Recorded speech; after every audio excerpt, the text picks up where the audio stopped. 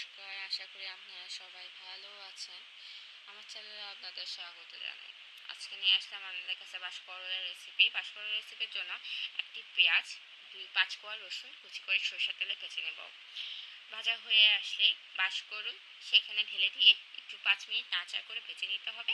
5 minute নাড়াচাড়া করে ভেজে নেওয়ার পর সেখানে দিতে হবে 2 চামচ লবণ, 1 চামচ হলুদের গুঁড়ো, আর 1 চামচ লাল মরিচের গুঁড়া। মশলাগুলো ভালো করে বাঁশকরলের সাথে মিশিয়ে নিতে হবে।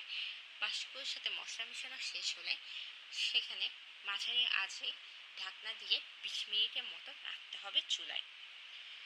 20 মিনিটের মতো চুলায় রাখা হলে এরপর আমরা সেখানে 10 কাপ পরিমাণ পানি দিব।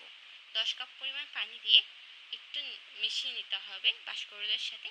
মিশিয়ে দিয়ে 30 মিনিট বাঁশকরলগুলো সিদ্ধ করব।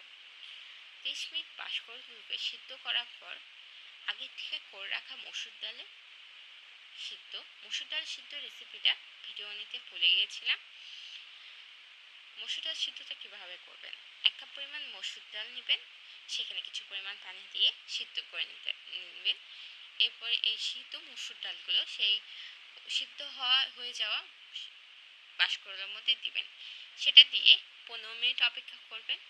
15 মিনিট পর হয়ে যাবে আপনাদের বাঁশকরলের রেসিপি। এই বাঁশকরলটা খেতে অনেক মজার হয়। মসুর ডাল দিয়ে বাঁশকরল অনেক ভালো লাগে খেতে ভাত দিয়ে। সুতরাং আমার রেসিপিটা হয়তো আপনাদের ভালো লেগে থাকতে পারে। যদি ভালো লেগে থাকে তাহলে আমার চ্যানেল সাবস্ক্রাইব করে পাশে থাকবেন। আজকের মতো এখানে বিদায় নিলাম।